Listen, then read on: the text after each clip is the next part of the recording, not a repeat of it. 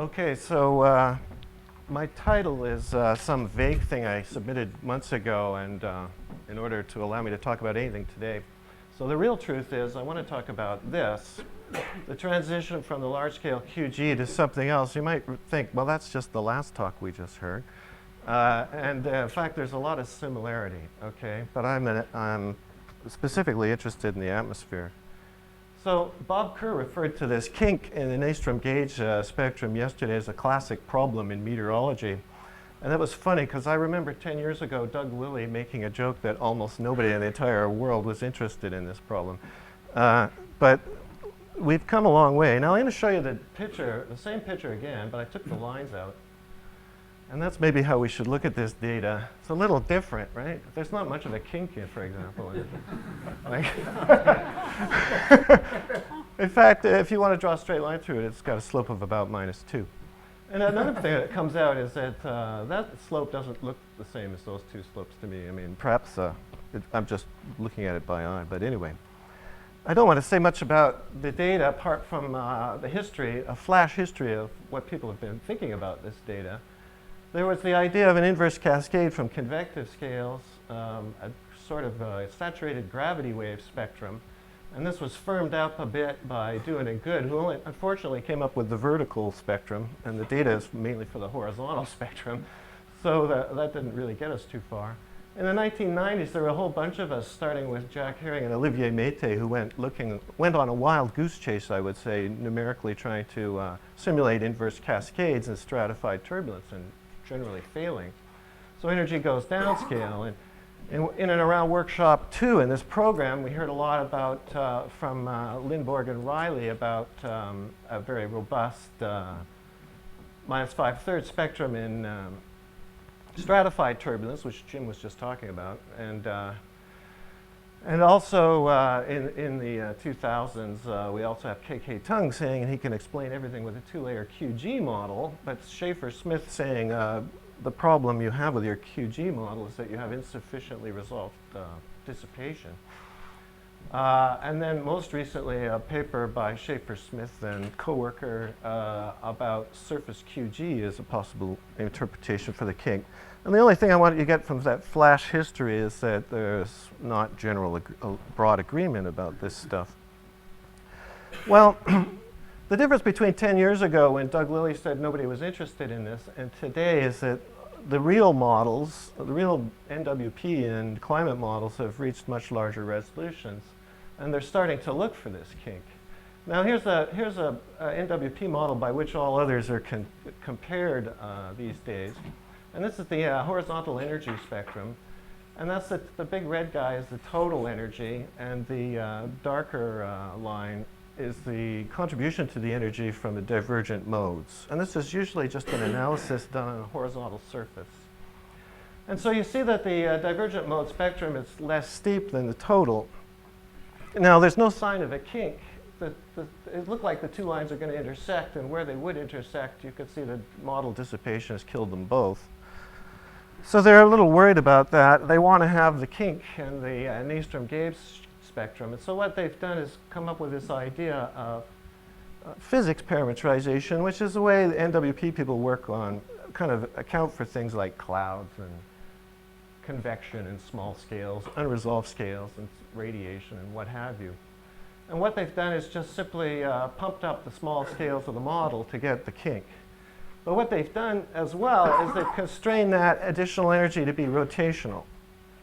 And as you can see, the divergent energy hasn't changed much, and all the differences in the rotational energy. Now, I'm not sure that's such a great idea, because another realistic model that comes out of NCAR has the kink, okay? And that's the big fat line here, and the gray zone is just some plus or minus standard deviation. And this thinner line is a fit to the data. And yeah, there's not much of a kink, but that's how big the kink is. There's not much of a kink in reality either. But it has it, and it doesn't have any of this stochastic physics and all that stuff and the pumping up of the small scales. But what's interesting in this paper is that there's an old idea by Sadouani about divergence damping. And it's in order to account for the fact that divergent modes seem to cascade downscale. I think it was a first attempt at kind of formulating that phenomenology. So there's the original spectrum, the same one this one here. Okay, that's this line. And then if he introduces divergence damping, bang, that's the bottom line. And so the kink completely disappears if you damp the divergent modes. So it gives me the impression that the divergent modes are playing a part in this transition. Peter, what is WRF, please? Oh, Weather Research Forecasting Model. It's known. Mesoscale. Pardon? It's a mesoscale model? Yeah. Uh-huh. It's known affectionately as WRF by the people at NCAR. Go back. Oh, sorry. So you have the solid line is scatter Right. at all data, Right. and then you have the horizontal. It's split into horizontal and rotational energy. No. No. No, it's total energy in all cases. It's just without and with divergence damping. Same code run in two different ways. Right. It's just a damping, just dissipation. So my How low is the dump? pardon? How low is the dump? Well, I mean, all I could say is there's the number. Okay, and so more recently, I've learned about this simulation from Yoshi's talk at Workshop 2 just a couple of months ago. Very high resolution GCM. And the same story, total energy here, steeper, divergent energy, less steep. They look like they're going to intersect, at least, you know, if you look at from there over, they look like they're going to intersect. And where they do sort of intersect, that's where the kink occurs. And this is a few different resolutions and different viscosities. Okay, so fairly robust kink. And so I think the divergent modes play a part. Now, all that looked very familiar to me. That was all from 2004 to 2008, which is the last 4 years. This is what I did 13 years ago. And this is the ageostrophic modes and the geostrophic modes in a decay experiment. Simulation, sorry. They start off with the same spectrum, but at the end they have quite different spectra, and the divergent modes have a much more shallow spectrum. And of course they cross, so the total energy, being a log-log plot, looks like the geostrophic energy here, and looks like the ageostrophic energy there. Now that's very, very low resolution, and very old. And I want to make so we're going to try to build on that. I want to make a little technical point about my modes. And it's not, they do not exactly correspond to this Helmholtz decomposition on a plane. Okay, but all the divergence of vertical vorticity is what I call my ageostrophic modes. And so that's okay. Now you shouldn't believe anything I say, because I'm looking at a triply periodic boussinesq model, and it doesn't have any of this stuff. And if you're a real meteorologist, you want to berate me for that, and I'll do it first. First set of simulations, what happens to QG? Now what we're doing is going from a stratified, where is this? There it is. Take a fixed strong stratification and vary rotation. Okay, so we're going from very stratified to with no rotation to very stratified with very strong rotation. And one of the things that's pretty obvious that pops out of this is the vertical scale. Okay, so these are vertical slices, Z is up, and there's no rotation in the pancake structures. And as you increase the rotation, you increase the vertical scale. And I'm not going to talk about all this stuff. Here's a horizontal spectrum and the vertical spectrum. You see the horizontal spectrum has some differences as we increase the rotation, but they're much smaller than the enormous differences in the vertical spectrum. This is log-log after all. So with strong stratification and no rotation, you get this flat zone and this shallower than -3 spectrum. And as you increase the rotation, it goes to a steeper spectrum and none of this flat plateau stuff. More interesting is, and this kind of is where I kind of overlap a bit with Jim's talk, is that the ageostrophic modes are composed of fast waves, but also higher order corrections to geostrophic flow. Okay, and the most famous one is called the omega equation, which is how you diagnose the vertical velocity from the geostrophic modes. So I want to show you that. It's just the simplest comparison of how geostrophic the flow is. And this is at one of the highest rotations. And so that's the omega equation vertical velocity that's been deduced from the geostrophic modes. And that's the true vertical velocity. And I think you were talking, Jim, about the double-banded structures in the vertical velocity, and I have them all over. And what's interesting is that I don't have vorticity here, but if I did, you'd see there's a big vortex there, and that the ageostrophic motion tends to swirl around and be confined, trapped close to these vortices. And you see this all the time, and you see, although there's a much shallower spectrum to this field than to that field, you see similar parallel lines, okay? And basic QG over no, just QG. the Yeah, sure, sure. I have a word to say about that on the next slide. I want to point out that Chris Snyder did something similar with an isolated kind of flow feature and found similar results, but I think it's quite generic. Okay, so Mike's question is how high in order do you need to go? And I don't know the answer, but this is the variance that I got from the omega equation, vertical velocity divided by the variance of the true field versus the Rossby number. And this is a large-scale velocity-based Rossby number. And the picture I just showed you was this guy. It was 0.1. And look at the variance. It's 0.1 of the true variance. Okay, so the unbalanced part of that flow is massively more important than the balanced part of that flow. And so I think it's a bit, you know, if you go to higher order, presumably you add smaller and smaller corrections. I'm not so sure that you have the QG omega equation is assuming uniform stratification and rotation. Something like Right. SG will allow the variation in stratification and Yes. rotation, which can make quite a big difference. Right. So when do I stop, When you said it was Joe? more important, Peter, you meant bigger, didn't you? Bigger. But Bigger. that Bigger. streaky stuff is bigger. Sorry, it's kind of the French version of the word important. It's just bigger. Do I have till 10 minutes? Okay. All right, good.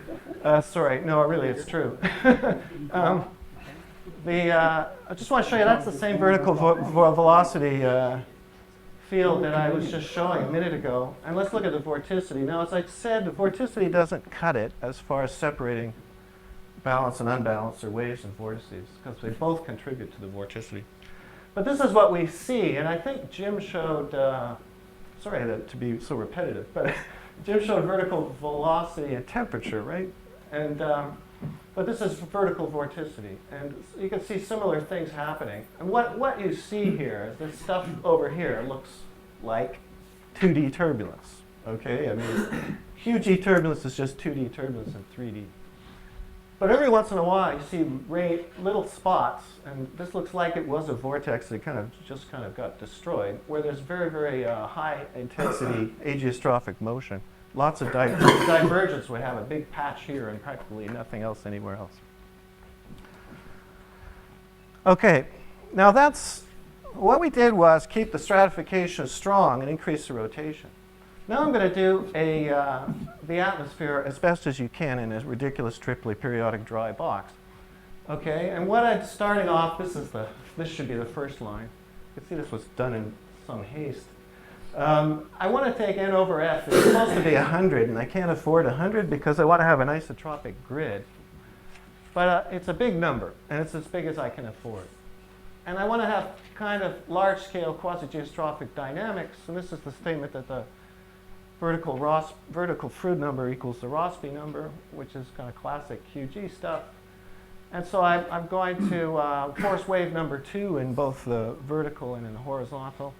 And I'm going to scale the size of the box with the QG aspect ratio. And this allows me to get way more of a scale range in the horizontal. And it's kind of more like what happens in a real meteorological model. And so I keep the constant, I keep the ratio constant, but I increase both and decrease them. And I want to show you what happens there. This is not really very interesting. There's a time series. It kind of settles down, and after this time, 33, I define the Rossby number. I'm looking for the kink in the atmospheric spectrum now. Let's see if I can get it. So I'm defining Rossby and Froude with small-scale quantities of vorticity. And this is just the fruit and the Rossby versus the Rossby of all of my simulations. And if it's QG, they should be the same, and they should scale the same way. And that's one equals the other. And they're roughly parallel to the line, all the simulations except for one, and that's the one I want to focus on. And it's the one at the highest Rossby number, of course. So here are the horizontal energy spectra, and if you read it from there up, is the same way as from here up, okay? Same order. So the highest Rossby number is there. And yeah, there's a kink there, but it ain't much of a kink, but as I said, the right answer isn't much of a kink either. So let's look at that a little more carefully. And so this is the red line that I just showed you on the top, highest Rossby number. It's the same red line here.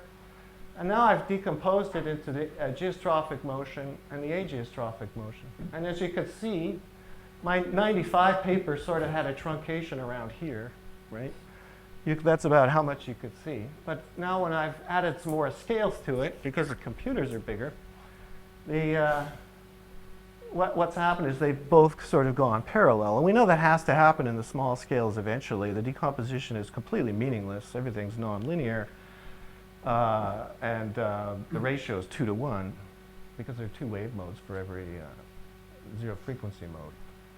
So I've taken what I refer to here as the Peter-Davison torture test, and that is to plot a compensated spectrum but on a linear axis. Okay, this is apparently Peter is telling me that experimentalists do this, and this is very, very hard to make that look good. But the blue curve, which is the ageostrophic modes, is reasonably flat. And the geostrophic modes, I think there's good reason to believe if I had 10 times this resolution, it would flatten out too.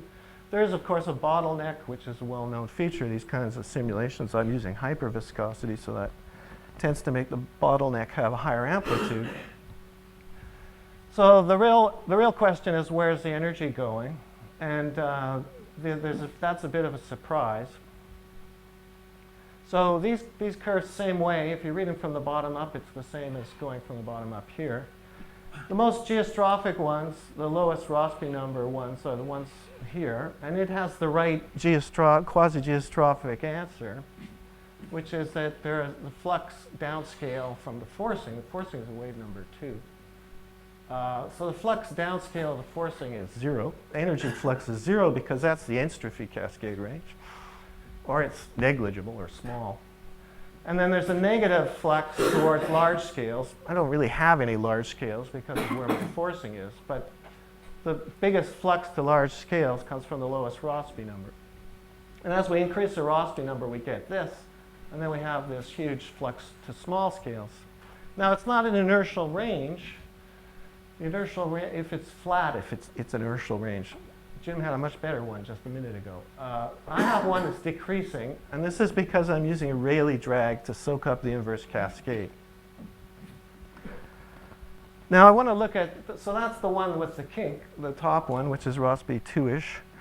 I want to look at how I decompose these energy fluxes. And this is a very low Rossby number, and that's the one with the kink. And as you can see, at a very low Rossby number, the geostrophic flux, which is the green thing, is responsible for all the upscale flux. And apart from some noise around the forcing, the ageostrophic flux is roughly 0 towards larger scales. And in this case, nobody's fluxing anything down to the small scales. But if we increase the Rossby numbers to the point of having the kink in the spectrum, we wind up with a bit of a surprise, okay? And the bit of a surprise, everybody's going downscale, geostrophic modes and ageostrophic modes. But the thing that surprises me, and I'm not in a position to explain it at the moment, is that this flux of ageostrophic energy downscale is stronger. Sorry, did I get that wrong? I think I did. The flux of geostrophic energy downscale is larger than the flux of ageostrophic energy downscale. And that in spite of the fact that if you look at the spectrum, there's more ageostrophic energy in this range than there is geostrophic energy. Anyway, that should be in my future work department. I have to think about that. But now I want to talk about a concept which I think is pretty useful. This is my second last slide. A concept that I think is pretty useful in describing what's going on, and it's a bit of a shock how useful it is. But this is a spectral Rossby number. It's a function of k. Okay, so what we do is try to just take a local Rossby number at every wave number. And since some of these spectra are quite steep, we use Craigman's non-local generalization of the nonlinear frequency, which is just the integral of the entropy up to that wave number. Is k twice k1 or something sensible? Sorry, this is a function of k, and it What only. are the two limits? How far apart are they? Oh, k1 is just sort of the minimum wave number. I'm just integrating everything it's up to cumulative. k. Yeah, cumulative. Oh, right. Right, that's why the curves look like this. Okay, so this is positive. I'm sorry, this is just monotonically increasing. So everything's got to increase. But if the spectrum is steep, as it is here at low Rossby number, forgot the Rossby numbers, but anyway, that's low Rossby number. Oh, I don't need it, do I? I have it right here. If the spectrum is steep, then this thing goes flat because you're adding nothing at large k. But if you get the kink, then it doesn't. It increases all the way out, as it does in 3D turbulence, or some kind of turbulence with a less steep spectrum. But what I found interesting is when I looked at these things, I'm just simply increasing by changing f. I'm increasing the Rossby number, and really surprisingly enough, I don't. Whenever it gets flat, then I don't have a kink, and when it's not flat, I do have a kink. And really, quite astoundingly, the transition seems to happen right at Rossby number 1, and it only has to be order 1 factor times the Rossby number. But anyway, it turns out to be fairly good. Question back there? So L is just 2 pi over k or something like that? L, yeah, right.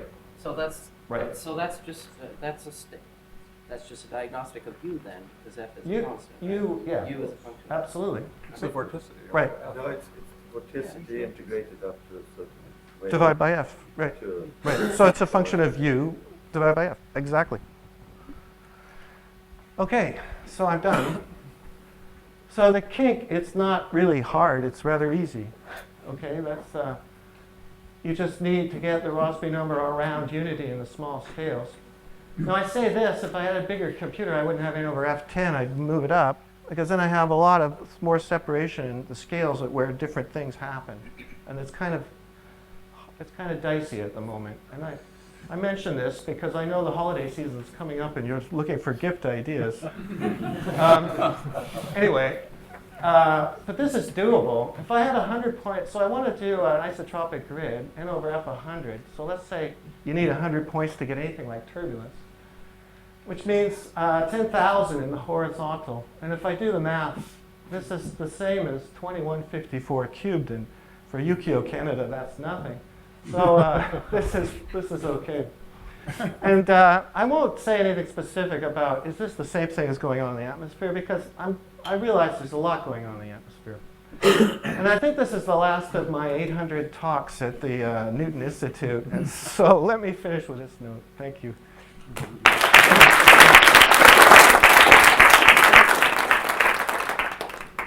Okay. I'm not surprised to hear that the geostrophic mode contributes more downscale energy flux than the ageostrophic, even though the ageostrophic energy is bigger, because it's the geostrophic mode that gives you more of a u dot grad and therefore a nonlinear transfer. The vertical is gravity, some of it's gravity waves, which doesn't do so much to u dot grad. Is it really I have to think about geostrophic that. mode at all, or is that just It's a formal decomposition. It's not physically seen, as Peter emphasized. Yeah. So it's, we're Merely using a- the word geostrophic mode as if this is not really a balanced mode at all. It's not all of balanced dynamics. Totally correct. It's just passing It's- flow. It's the geostrophic mode and not the quasi-geostrophic or the semi-geostrophic or any one of your favorite balance models. Yeah. David? I mean, when you're comparing to the Whorf model, for instance, should I have the microphone? Okay. When you compare it against Whorf earlier, Yeah, right. and they found the kink in their spectrum, presumably they were using the usual conventional grid ratios that you use in GCMs. That is, the vertical scale is about 1/100th of the horizontal scale. Now, you don't Undoubtedly. advocate that at all, and if you're suggesting that they do that, it's unaffordable. They can't afford to Of increase course. delta Of X course. or whatever the resolution in Right. those directions, Right. not even on their simulator. Right. So what do you suppose they can do? It's not as extreme as the global models, because I think their horizontal domain is, what, 3,000 kilometers or something like that? Yeah. But the Taylor and Thomas calculation that he also threw up there is a global model and is subject to exactly what you're talking about. Absolutely. But we're not talking in WRF about really extreme flattening of the cells. I'd have to Also, think both Peter and I are talking about transitions that occur while the flow is still highly anisotropic. Yes, but I'm just Fair saying that enough. how would Fair the enough. future cope with this? If the suggestion is that we should go to grids that are isotropic, Oh, I'm what not would saying result that. is I'm in not a saying GCM that. in 30 years. No, I'm not Do saying we that we suppose we should. do that? I'm saying I should. I'm saying I'm interested in fundamental fluid dynamics, right? I'd like to have the entire range, okay? Maybe not exactly at realistic values like N over F, but I would like to have the range from isotropy through stratified turbulence where rotation isn't that important up to QG. I think if you're doing idealized simplified models at this level, and they're simplified a lot, then you should have something that real meteorologists can't afford, right? Okay, last question from Eric. If you make a rotational divergent decomposition of the spectrum of the structure functions in the measured structure functions, you actually find that the rotational part is normally it's a little bit larger than the divergent part. So At what scales does that, in the mesoscale, the whole way? yeah. The whole- Well, in the large part, it's of course totally dominant. But then Right. But in I the don't know kink, the minus the 530.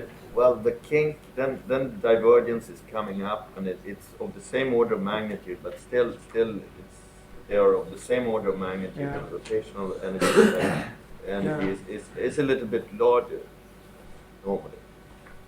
Interesting. You haven't seen that?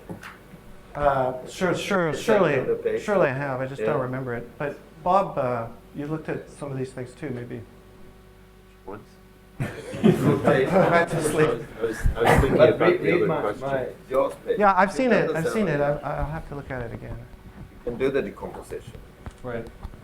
Okay, maybe we should move on to our, do you have a real quick Really from quick, Peter? dare I suggest the laboratory?